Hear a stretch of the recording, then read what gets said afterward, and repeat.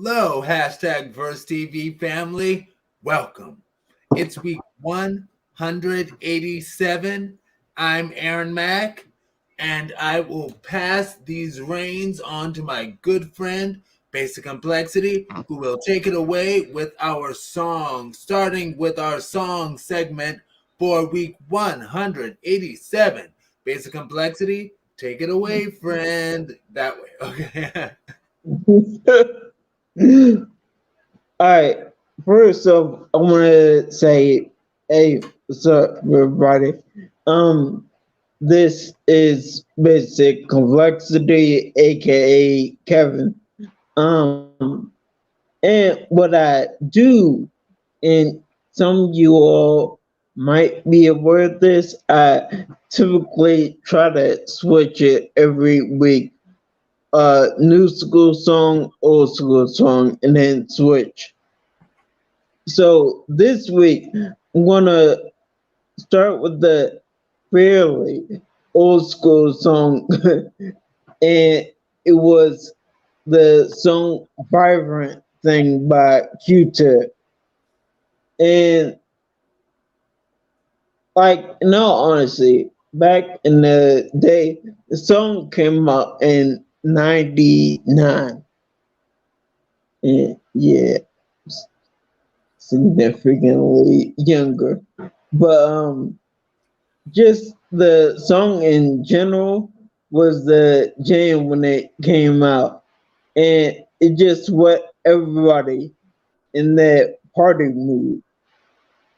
And like I said, it came out back in '99. That's all I have. Music has truly come quite a ways. Yeah. Truly. For better or for worse, right? I'm not gonna say for better or for worse. I don't want to be that guy. Has come quite a ways. Period. That's the Oh, end of the oh, sentence. sorry, there was one last thing I wanted to mention. First, if you all are curious about it and say you've never heard it before, you could look it up on YouTube. And I like the remix also featuring Missy Misdemeanor Elliott. And that's what I. Nice. It's interesting how like back then Missy Misdemeanor Elliott would have been like the newcomer. Like they would have been like, well, let's give Yeah. this somewhat new rapper a chance. Let's put her on here. She's different and all of that. But now she is like the eminent queen of popular rap music, or at least with a history. Anyway, Yeah. but okay. So, and she's amazing. She's been amazing. She is amazing. Period. My older song, I'm taking it a little bit farther back than 99, but not quite 1967 like I did that time with Supreme song. But my older song, I'm taking it back to 1996. And it's none other than "There is a world where men can't eat at all, where things are big that should be small." Anyway, but Jamiroquai, his song "Virtual Insanity," that's what we're living in. Yeah. Anyway, but yeah, I remember that song, and that came out in '96. So that was actually the year that I turned 13. That was the year that we moved to New Orleans, Louisiana. And I remember jamming that song. I always thought that song was just excellent. But I also remember one of my former boyfriends. I guess the only reason I'm hesitating from saying ex-boyfriend, because it can come across like kind of negative to be like, that's my ex. I exed him off, but I feel it's lighter to say one of my former boyfriends instead of saying my ex-boyfriends. But he was playing, and this is back when I was 24. He was 28, and he was playing some new Jamiroquai, and I'm like, really? Okay. I didn't realize he was still Jamiroquai, and I know I'm mispronouncing his name. I apologize, but I think I you have still making the music and everything. He, it. huh? No, I think you said it right. Jamiroquai. Cool. I All right, believe, friend. yeah. Well, take it away with our new song. All right. Well, we clear with this. The fairly new song is by Mariah Carey from her 2018 album Caution, and it's called Another. And for those of you that might have heard the song, you realize it's a obvious sample from the 1996 song Crush on You by Junior Mafia, featuring the late Notorious B.I.G. And yeah, in the song, I guess you could hear Biggie's vocals in the song, not quite backing vocals. I don't know what to call it, but yeah, Sam. you can hear him in the song. Nice. Yeah, as we were talking like right before the show, we mentioned our songs. We don't always mention them, but we did this time. And when you said no, I guess I didn't hear it or it didn't quite click with me what you said, but I actually do like that song. And I like that song for that reason that it samples, all all early millennial gay guys love that Lil Kim song, Lil Kim and Biggie. Anyway. But yeah. Anyway, but yes. Okay. My new song is yeah. My new song is coming from the one and only Free Runway. And it's like our friend Domino video on his Instagram where he was some fly runway walk thing, and he was playing the song Hot Hot by Free Runway. And I was like, ooh, I like that song. And I asked him, what is that song? He's like, it's Hot Hot by Bree Runway. And I'm like, yes. And that is my jam. I enjoy that song very much. It's a 2021 release. And yes. All right. Now, I'm thinking as far as how much is not too much to reveal. So I'll give the titles of the upcoming show segments today for the week. It's hashtag Make It Make Sense, hashtag ChooseHelp, hashtag DatingGaymer, hashtag He wants FR. It's coming big. All right. Basic complexity. Are you ready to get this show on the road, my friend? Let's go. All right. And our first topic is hashtag VersTEAv186 hashtag Make It Make Sense at Surface Level Podcast. Episode 501, The Black Gay Agenda. As we all know, it is just an attempt to make sure that kids don't learn about a set of things. The cool thing about the moment, though, is that the internet exists, right? Right. So if you had done this 50 years ago, it would have been a much harder thing to get around. Whereas today, I mean, we see all the kids organizing against the Don't Gay Say stuff in a way that is truly beautiful. And I'm hopeful that we'll see that. I worry the most about elementary schools, because fifth graders are old. People think about fifth graders as 2-year-olds, but fifth grade is 10. Yeah. 10-year-olds are people, Mm-hmm. Well, that goes perfectly with what my sentiments are, which are that kids are much smarter than people give them credit for. Yeah. That part. Yeah. And they're learning these things either way, whether we decide to educate them TikTok, on it or through Reels, social media, through friends. And so I just can't get over how quick folks are to legislate around something like this when there's just so many more important things going on in the world. It's like old people making fucking laws. And you're just like, well, kids learn most of the shit they learn from this damn internet. Exactly. It's just like people are disconnected. Okay, you won't talk about it at school. Like, great, I'll just look it up on whatever.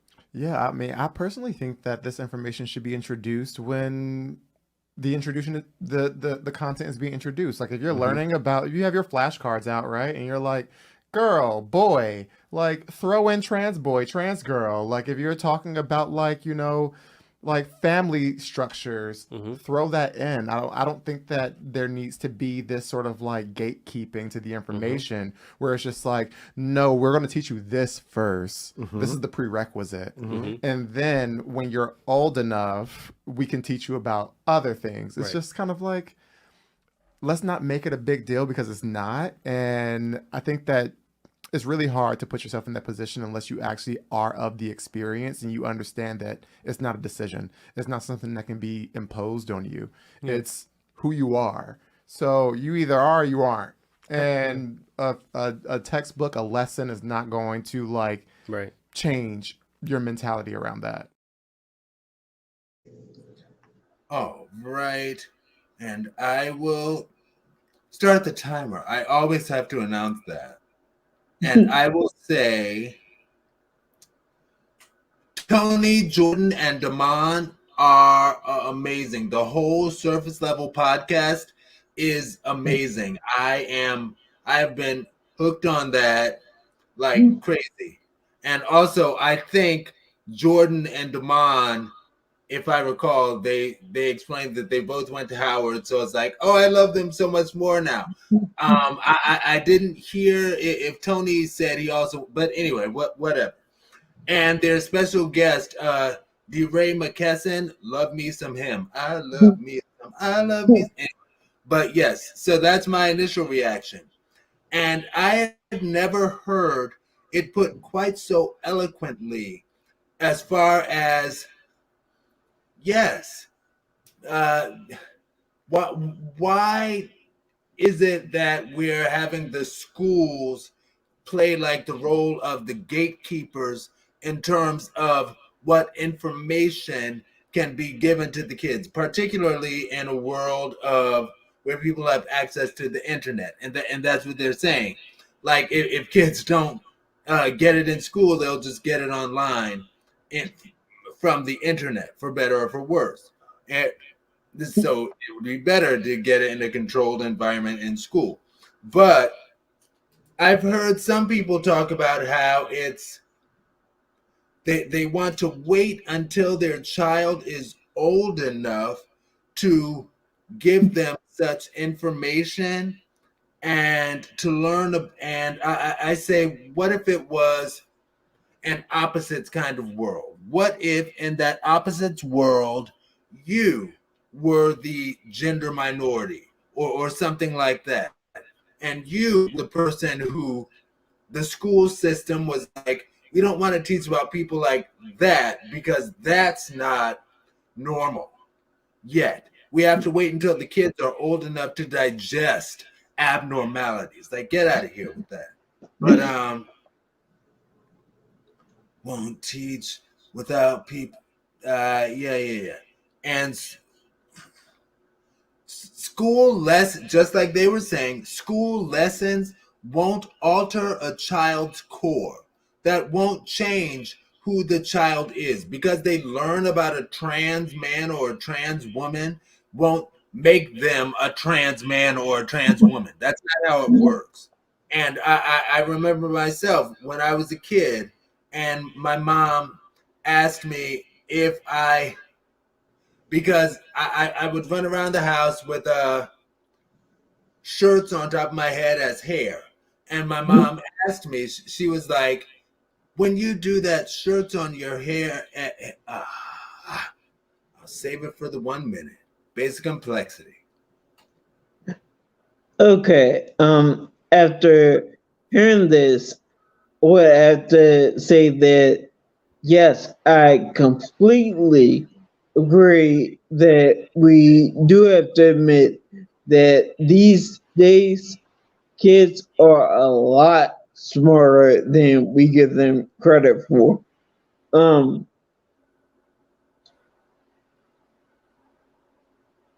sorry. My reaction is to let them grow up with accurate, keyword accurate knowledge about people in general without any kind of hate attached to it.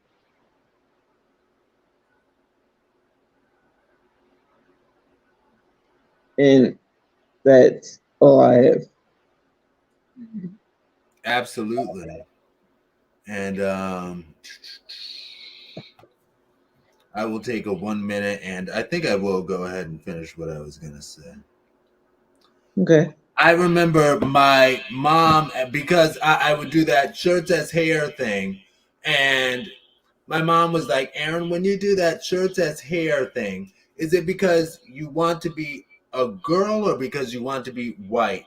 And because I was, at that point, I was pretty much always the only black kid everywhere in everything. It was just always that. So that's why my mom was like, is it one or the other? And I told my mom, well, it's because I want to be a girl. But I didn't really want to be a girl. I wanted to be white. And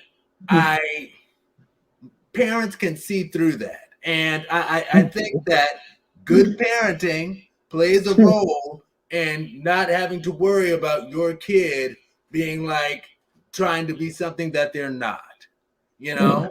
And it's because my mom knew deep down inside that I didn't really want to be a girl. She didn't press the issue.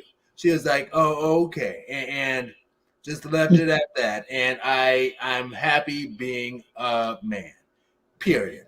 Now, my one sentence, I will say, we are all on different spaces of the same humanity spectrum and deserve respect. That's my one sentence. Basic complexity and your one sentence and or 1 minute. Well, your 1 minute if you want it, and your one sentence. Yeah. Gotcha. Hey. Well, I'll say these kids are honestly our future, so we need to prepare them with as much knowledge as possible. The good, the bad, and the ugly. Just be real.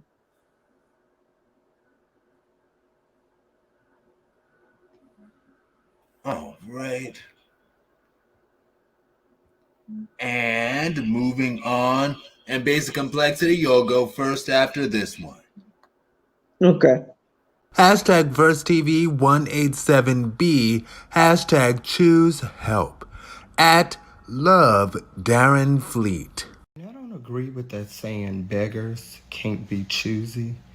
That's like saying homeless people can't be vegan, you know? Because I have a sign that say hasn't ate all week, will you feed me? And then you go and bring me a sandwich and I say, well, I don't eat red meat or pork. And you feel as if because I'm homeless that I should just eat whatever you get. No, that's not how it works. Beggars can be choosy, people. I really do feel that way. Now, I'm not saying that I need a couple dollars and you just bless me with $5 and I'm like, hey, I'm pretty more sure there's more where that come from, because I know there's more where that come from. If you could spare $5, yes, you could probably spare 20. But I feel like beggars can be choosy. I feel like it's the givers that shouldn't be heartless. Oh, you already broke. I gave you 50 cents. Yeah, but what can you really buy for 50 fucking cents? Unit, whatever.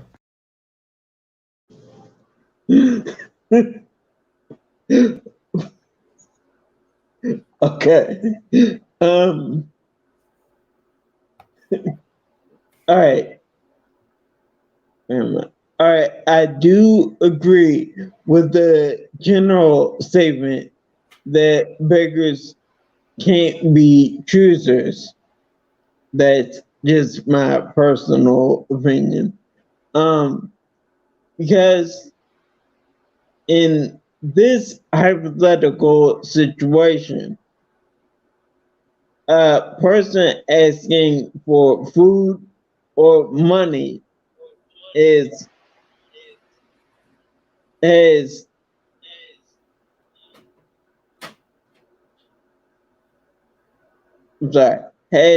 no idea. But my personal financial situation is. So, I mean, I could be broke like them or close to it.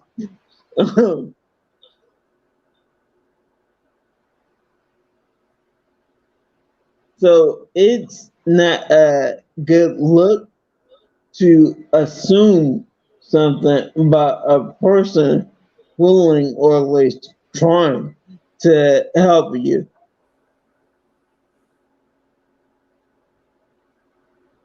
I'm sorry, willing or trying to help you out. Now, this is, I'm sorry, now, is Darren right? Maybe sometimes, but not every single time. That's my opinion.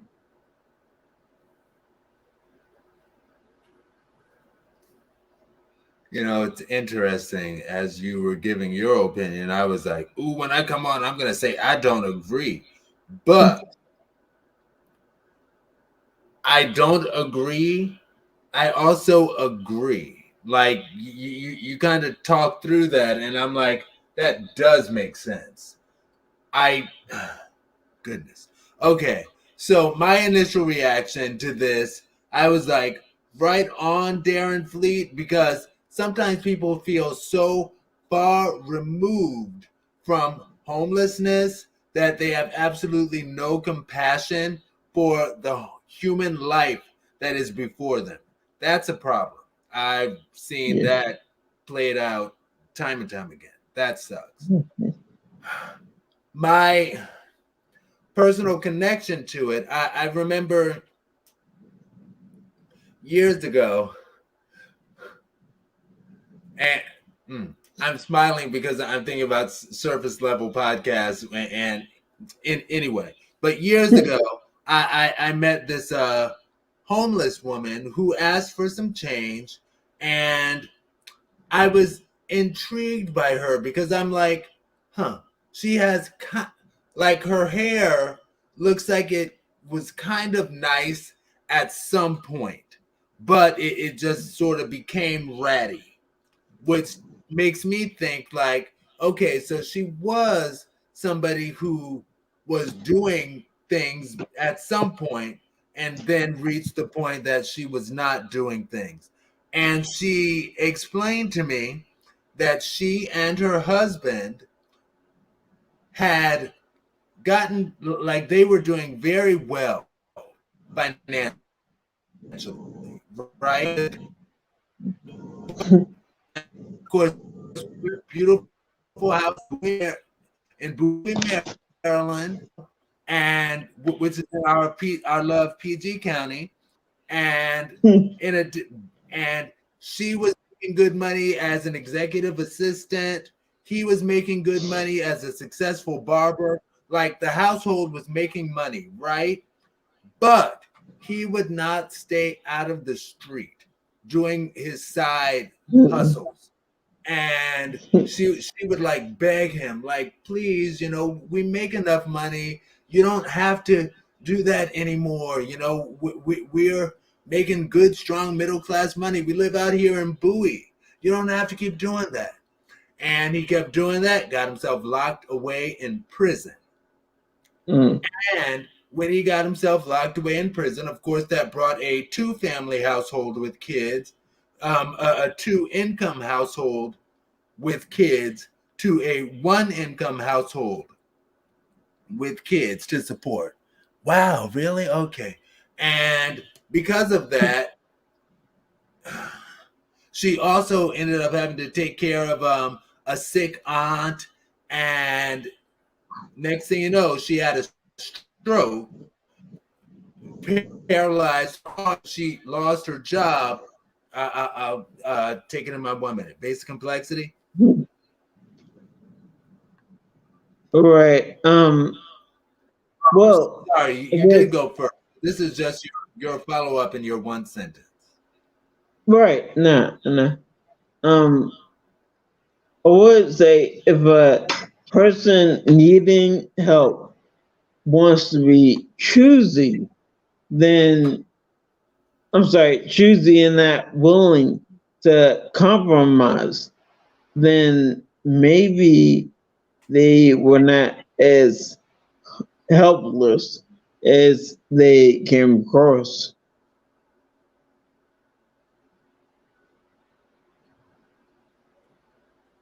Just my opinion.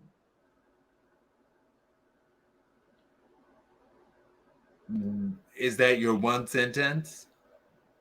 Right. Yeah, we'll go with that. Okay. Cool. Are you sure? Okay, cool. And I will finish and say, yeah, so her sick aunt moved in, and she had gotten to the point that she was taking care of her sick aunt and her kids and trying to pay for this mortgage by herself. And she was under so much stress that she had a stroke, and her stroke paralyzed her arm. And of course, you can't be a successful executive assistant if you can't type. So she lost her job. And as a result, she lost the house. She lost the kids. Well, the kids weren't taken by the system, but the kids had to go with family. And ultimately, she had to move into a shelter. And ultimately, that's where I met her, needing money. And all of that to say, it's don't feel so far removed from someone or something that you're like, oh, that'll never be me. Those people, because you never know. You never know what brought somebody where they are. I'm not saying that you'll be brought there, but just don't ride a high horse. All right. My 1 sentence is just that, basically. Don't feel so far removed that you have no compassion. And in the words of highly esteemed author Chinua Achebe, things fall apart. There it is. And that's a book right there. Highly esteemed novelist. I hope I said highly. Let me read that one more time. So remove compassion, highly esteemed Chinua Achebe said things fall complexity. Are we ready to move on to the next one? Yes. And I will go first on this topic. This is hashtag VersTEAv186 hashtag for gamers, at Awakening with Brian, at Pink Diamonds 83 Dr. Felicia Rashad interview. I'm breaking up with you. I found someone else. That's okay. Wait, what? Yeah, I appreciate your honesty. This just helps me know that we're not a match. How are you not pissed right now? If I still had insecure attachment and unresolved childhood trauma, then of course I would take this very personally and be super pissed. But I know this is not personal. How did you do that? By healing the parts of me that needed to chase or convince people to like me. Now I know that what someone likes or doesn't like has nothing to do with me or my self-worth or my capacity to feel loved. And I don't want to be with someone where the attraction is based off of fear and scarcity. Is it weird that I want you again? Not at all. That's just a normal trauma response to chase after or want something you can't have. So you're not playing hard to get me back? No, but that would work with someone that has an insecure attachment. Hey, it's Brian, and I help people heal their emotional wounds so that they can go from insecure attachment to secure attachment. Visit my profile link to work with me, or just follow me for more content. I don't ever see myself in a position of controlling how other people think or how other people view me. That's just never going to happen. I think what's most important is how I see myself. I think that's what's most important. Everything else is just everything else. It isn't necessarily what's really real. People see you in one light or another depending on the way they think and the way they see. It has nothing to do with the truth of who you really are. All right. My initial reaction, wow. Both Brian and Dr. Rashad are right. And people have their own lifelong reasons for their perspectives on things. And it's not a personal thing. And I think about myself, and I've even talked about this on the show, how hurt I'd been by people and their meanness to seeing me in my walker and not receiving me well and all of that, in spite of the fact that I try to be nice and blah, blah, blah. But it's not my place. That's not, it's not a me thing. The way they receive me is because their mind has them think like that. Okay? And I also think about a hetero Uber driver that I had a good conversation with, I think this past weekend. And I explained my multiple sclerosis diagnosis and dating struggles and blah, blah, blah. And how it seemed like hetero men are more comfortable with dating a woman with physical diagnosis struggles and stuff like that, more so than gay men. And because society tells hetero men that it's their responsibility to take care of a woman. So, and I think about my hetero best friend, how he dated a woman with multiple sclerosis diagnosis, and he was totally fine with helping where he needed to help her, being that guy. Like, he's a really good dude. And while gays are like, gays want a man that they can be able to run the world girls with, you know, and with their man. Now, the Uber driver said that he couldn't because his dad was dating his dad's girlfriend had the multiple diagnosis, and he's seeing what his dad goes through, and he's like, I couldn't do that. And I connected that to this video, and that I was like, I wanted to get defensive with him and be like defensive with him on behalf of her, the hypothetical her. But I'm like, no, he feels that way because mine has put him in that place. That's the hypothetical her fault. That's just where he is. And that should be accepted. And yeah, I think that's about it. Bada bow. Well, not bada bow. That's not a joke. Basic complexity. And I just wanted to sure I didn't get lost. All right, so I like how sometimes in a relationship, sometimes therapy is needed. That and I'm sorry, and that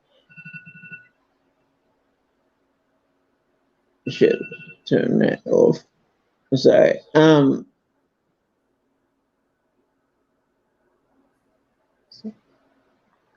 And that scene is a perfect example about how sometimes there are deep rooted past traumas that should be discussed with the therapist early on.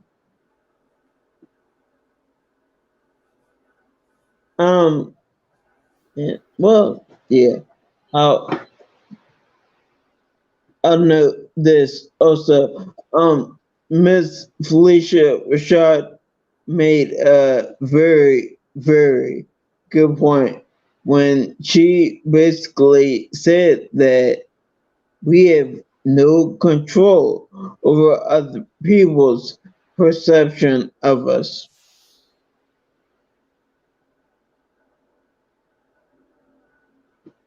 And that's what I have.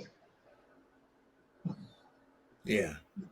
Dr. Felicia Rashad is absolutely amazing. And yes, that's very true. All right. So I will just give my one sentence, and that I will say, timer doesn't matter. It may seem to lengthen our journey, but don't beg. Don't beg. He/she thinks that way also because of their lived life before you. It's not your fault. They didn't just suddenly pop up into existence for the sake of dealing with you. Basic complexity, your one sentence. Just that I think we should all be open to definitely being open to communications in a relationship. And that's what I have. And we will move on to 187D, hashtag VersTEAv187D. And when we come back, it's going to be you giving the one sentence for your star rating. Your star rating. Anyway, all right. And T wants for real. Here it is. Hashtag VersTEAv187D. Hashtag T wants FR.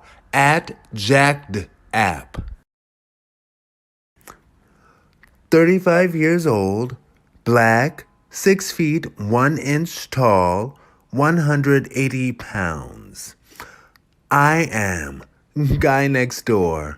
I am open to friendships, relationships, random play NSA, dates, pronouns and gender identities, he, him, man. My sex preferences and safety practices, top. Let's discuss. Accepts NSFW content? Always. What I do? Just here to chat. What I am looking for? I'm just testing the waters. I am exhausted with having expectations of people. I'm just going with the flow and seeing what happens. Hit me up. Your star rating and sentence for it? You talking about sorry in general or several one for written profile and pic presentation? It's the amalgamation of both. Alright, then well just put them together. I'll say 3. And your sentence for that, why? Alright, so my sentence for that is, and this is just my personal opinion. He comes across to me as a guy that is really low key freak.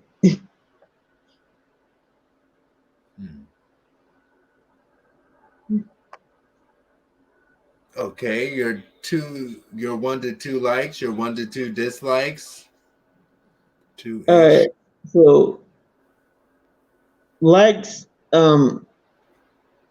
I guess that on some level,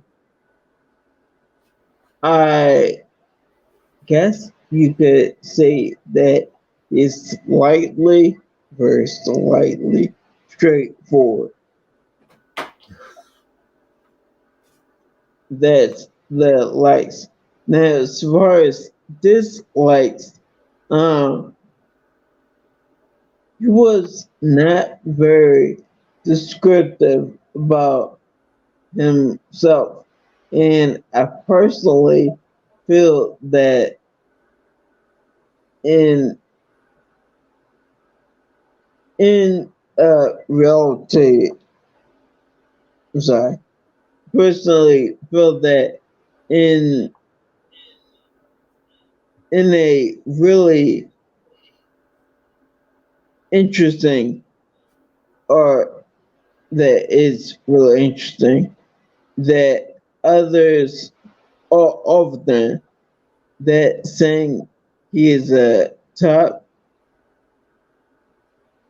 and then says let's discuss, to me anyway, that's kind of questionable.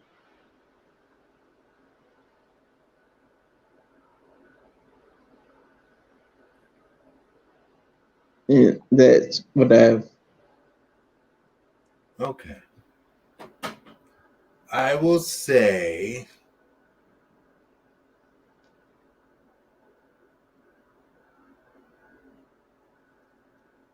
I give him 4 out of 5 stars, and here's why.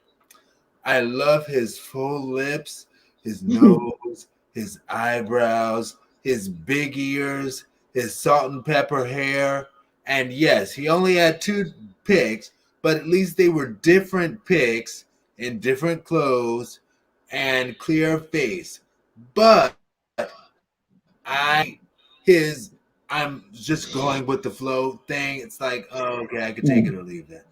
Anyway, as far as my 2 likes, I like that he's 6'1", 180 pounds. You know, to me, that tells me he's a full dude, you know, like kind of football-y, and I'm attracted to people with the football player build. Anyway, because I like being the smaller one with the, anyway, oh my gosh, whatever. But I like that he's open to friendships, relationships, dates, all of that. Like I'm here for it. You know, that's a good thing for me. I could do either one or any combination of them. I'm fine with doing all that with him. Dislikes. I dislike the fact that he said, I'm just here to chat, because it's like preceded by his sexual desires, which is like, okay. And then the fact that, and I might be 100% wrong with this, but the fact that he said he is a top and let's discuss for the sexual safety practices thing, let's discuss, combined with the fact that his profile deliberately or accidentally, again, I might be 100% wrong, but omitted to answer the question of your HIV status, that kind of makes me think that he's HIV positive, which in and of itself is not a problem. Not for me. I've dated dudes who are HIV positive. It's called like what, serodiscordant, and it's not a deal breaker for me. You know, I've had dudes hate me because of my multiple sclerosis diagnosis situation. It is what it is. I'm not judging. And with the medical advances in the world and a little bit of honesty, you know, we could really make it work. But my conclusion for his profile is that he seems a little disillusioned with love.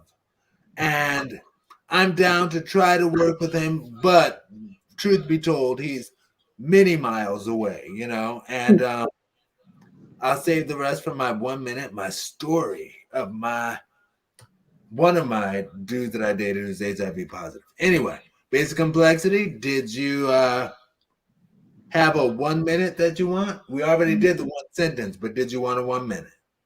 No, I'm good.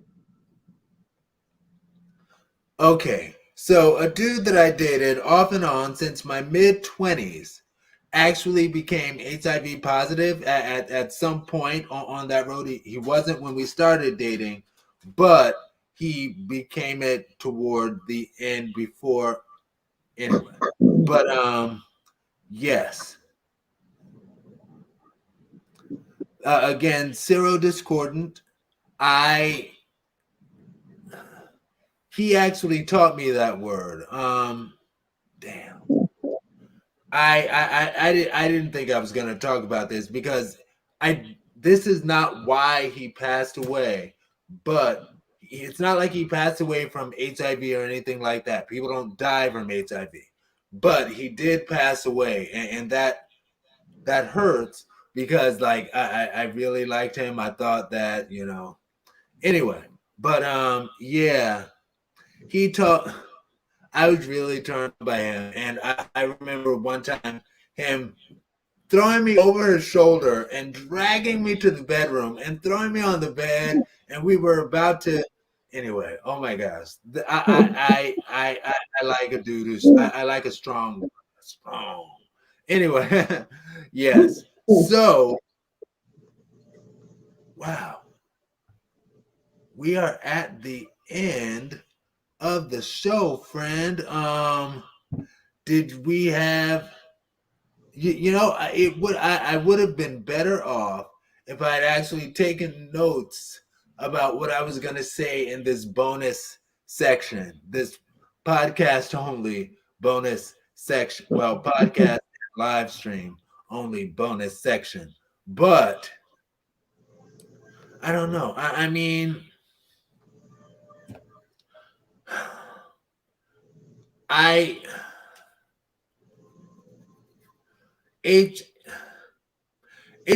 research has come a long way. HIV medicines have come a long way.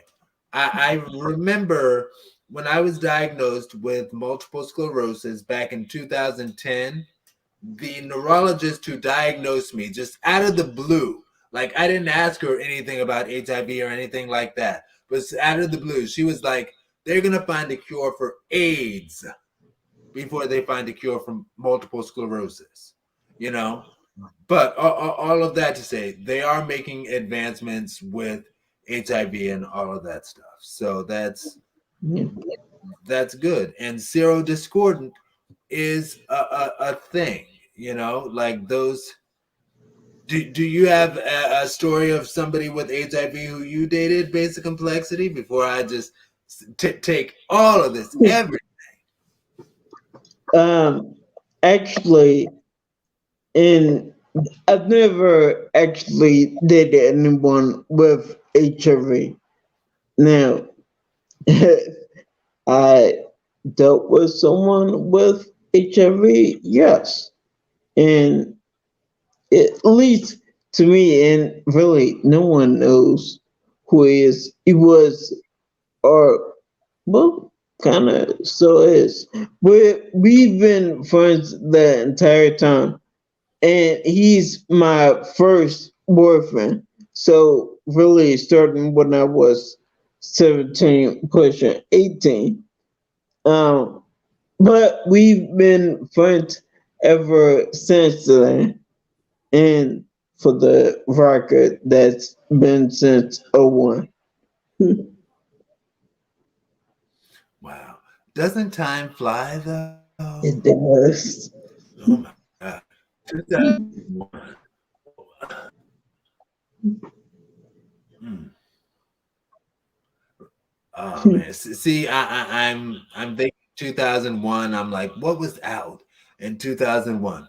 Brandy's Full Moon came out in 2002, top of 2002, because I remember I kept the poster in my dorm on my wall. And I was like, because I love Brandy, right? Remember Glenn Lewis and that song? What was that song by him? By who? Glenn Lewis. It's not fair. No. No, not that one.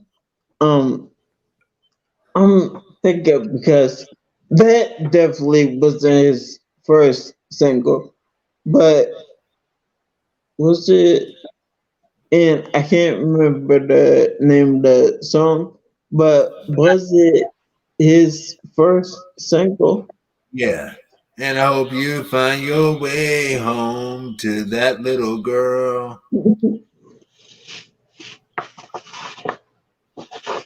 What was that? I don't know. But you know what's interesting? An Uber driver, I was with an Uber driver who actually played this throwback. And this is going to be my jam one of the days, one of the weeks for us. But just in case I don't make it home tonight. Oh, yes, by Jaheim. Oh my gosh, yes. I love that song. Yes. Anyway, what are we looking at as far as time? 57. Okay. All right. We don't have to go on forever with everything. And I realize my asking about your dating experience with somebody with HIV came across bad, because it's like, did you ever date? Like, I guess my goal of that question was asking your experience, not necessarily specifically with multiple sclerosis diagnosis. Nope. Not specifically with HIV people, not specifically multiple sclerosis people, but just people with a different medical diagnosis that would make some in the general public without that diagnosis be a little uncomfortable. Yeah. Now, I will have to be 100% honest here. At first, I didn't know really much of anything about HIV, so was I scared of it? Yes. I was young and unknowledgeable. All right. All right, for the unknowledgeable, because you could have easily said young and dumb, but you were like, I'm not calling myself dumb. I was unknowledgeable to that particular fact, to that particular set of information. Anyway, but yeah, you know what that reminds me of, though? This dude that I dated, and I actually, were you done before I go into my tangent? All right, really quick, and this is 7 way off on some other weird direction. But to answer your earlier question about Glenn Lewis, first single should be "Don't You Forget It." And don't you forget it. Yeah. Forget your way home to that little girl. Yes. Okay. That was it. That was it. Do you have it up there? Does it say it was 2001 or 2002? I remember it Hold was on. freshman year, but I don't remember what part. I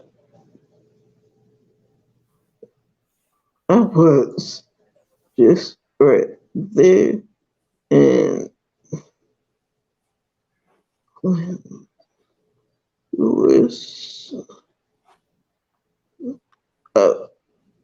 There we go. All right.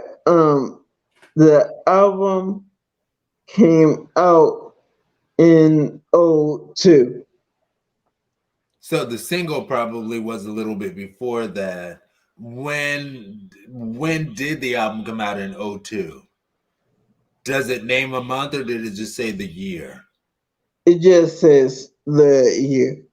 Okay, that's cool. That's cool. So for me, and this story is so interesting to me, and nobody else. No, I'm kidding. But it's my 1, 2, 3, third boyfriend, because that was back in the days when I would go through boyfriends very quickly, even though I had sincere interest in them. Okay, no, he was my fourth boyfriend, and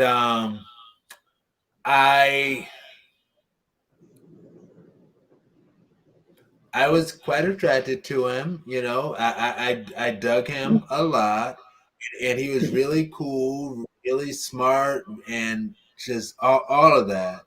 And he was a bigger dude, you know, like not fat, but like tall and big and strong, which turned, oh man, I have so, I don't think I'll go into all of that this time, but suffice it to say, I really liked him. And I remember we were on a road trip to Frederick, Maryland, and from Baltimore. And somewhere in the conversation, it just casually came up that he was HIV positive. And I was like, "You're HIV positive?"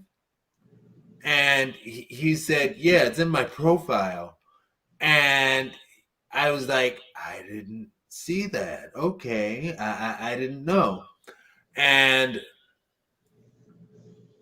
I believe that he genuinely liked me as I genuinely liked him, because I didn't run away from him when he said that. I I I was young. I was 24. He was 28, and like you, in my younger age, and like most people back then, because 24. What year was that? 2000. Huh? That should have been '07. 2007. Yes. Yeah. 2007, 2008. Yeah. And people didn't really have a lot of knowledge of the whole HIV situation, right? And I still remember him saying to me, "Man, that was back in the day when I was just throwing people away. I shouldn't have. He was a good dude, although his people didn't like me, which was, I don't even need to go into that. But even he didn't know a lot about it, because he was saying to me that his stress and confusion with dating somebody who is HIV negative, and he's like, "Yeah, you know, I worry about you dating me, because like I hear about this thing called like super AIDS and stuff. Like, I don't want to give you HIV, and I don't want to get super AIDS or something like that, because people just didn't know, you know." And I don't want to blame our education system for this particular example because he's actually born and raised in Maryland, I believe. So Maryland is actually, a good. You spent your childhood in a large part of your childhood in Maryland. Did you get sex ed in school? I did get a little bit of sex ed, but did you get sex ed in school? Yeah, like you said, yeah, but it wasn't a ton. Yeah. It was a little bit. You know. Stop it. No, that's not what I was doing. I'm sorry. But yes, a little bit. No, I still remember my sex ed in school, and I went to high school in New Orleans, Louisiana, and I feel that this was advanced for at least what people, the stereotype of down south public school education, like they did attempt to give us that sex ed education in class. I still remember though the sex ed instructor was like, yeah, they told me that I have to teach you kids about sex ed, and I don't really want to do it, but so this is a vagina. This is and it's like, oh, okay, all right, And I remember him saying that he was like, I don't really want to do it. I don't want to, but it's what I have to do, But I'm sure it's like that around. It can be like that around the country, around the globe. Around the globe, I don't know if. Well, I'm sure there are other parts around the globe that are like that. I will say, in spite of the fact that we sell sex a whole lot, capitalist society, of sex. You said that was an understatement? Yes. Yes. Yeah, we sell a lot of sex. In spite of that, we are largely uncomfortable with sex. Which I don't get. It's a contradiction, but it is. Yeah, but I don't think it was due to a lack of sex ed in school that he didn't know what if he could possibly get something called super A's. I think that was just lack of knowledge in general going around about HIV, but yeah, that was part of his concern. I really liked him. I did. If you're out there watching, I live all the way in Cleveland now, so it's pretty much impossible. But no, I'm totally joking. But I did like him. Again,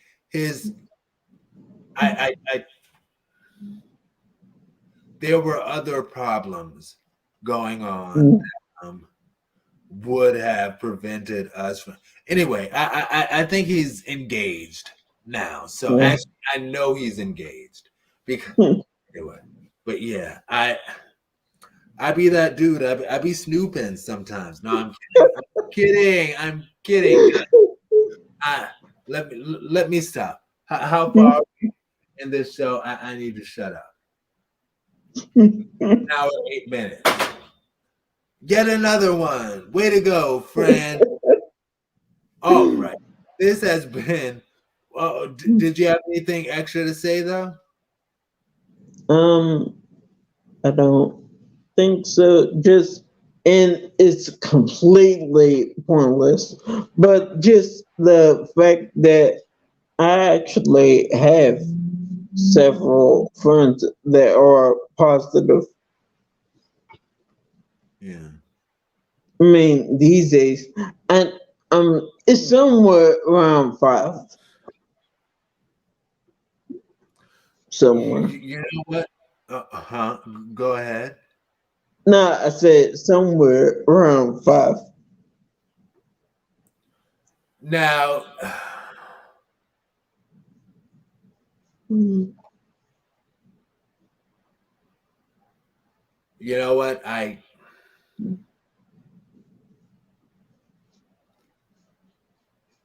Suffice it to say, we've come a really long way with our general public knowledge on HIV and AIDS, and the fact that HIV does not equal AIDS. Okay, there are two different things. But HIV can lead to AIDS, but it's not the same thing. It's exactly. not the same thing. There are two different statuses, and it has something to do with your red and or white blood cell count. I was going to talk about this multiple sclerosis. I'm going to hold my peace. I'm going to hold my peace and not talk about that because I cannot. But yeah, yeah.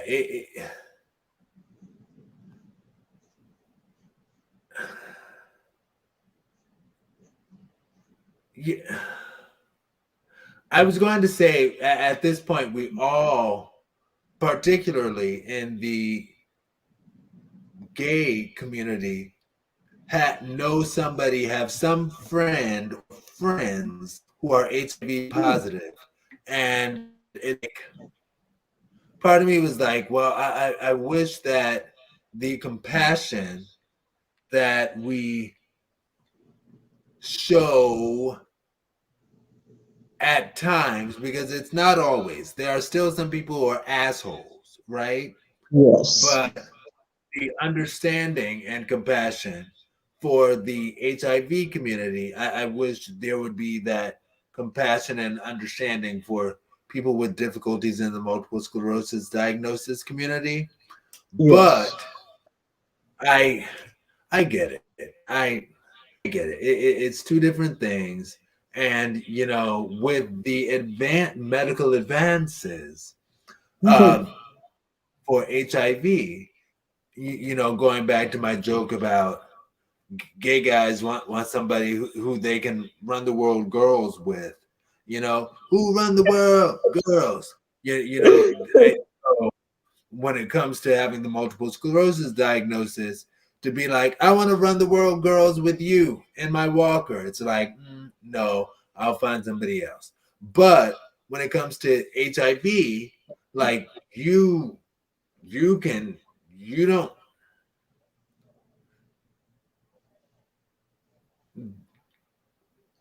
It is not always outwardly obvious. Right. Definitely it's not. Not always. Not always. Yeah. And yeah. Right. And I don't want to say that it's not and be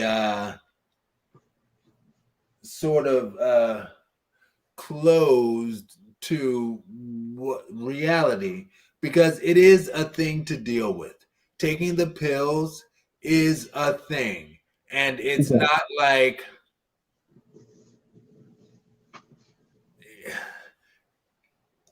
it's something to deal with, you know. And the medicine has progressed by leaps and bounds. Mm-hmm. It still can make people feel bad and stuff like that. That's a real thing, you know. Anyway, basic complexity. This has been week 187. Yay! Of hashtag VersTEAv. I'm Aaron Mack. You can find me at Aaron Mack, AARONMCK, at VersTEAv.com. That's AARONMCK at VersTEAv.com. You can find hashtag VersTEAv all over social media. We are an LGBT plus and ally, Social Media Millennial Collective. We're everywhere. And check out our TikTok too. Anyway, we're everywhere at hashtag VersTEAv. Basic Complexity. Where can we find you, friend? All right. I could definitely be found at VersTEAv186.com. And that's Basic Complexity at VersTEAv.com. I just wanted to be sure I had that right. Also, well, I guess. Well, technically, I guess I have a Twitter. I haven't quite closed that account yet, but I don't use it. I could also be found on Instagram, under Basic Complexity, and I guess same thing under TikTok. And to me, it's just funny. My. Oh, all right, yeah, because I forget that one. All right, so under TikTok, it's My Basic Complexity. Yeah.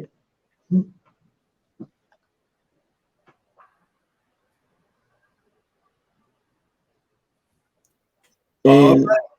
yeah. This has been week 187 of hashtag VersTEAv, hashtag the Homos Talk Show, hashtag the Homos Tea, all of that. And we will see you all next week. Same bad time, same bad shit. No, I'm kidding. But we'll see you all next week.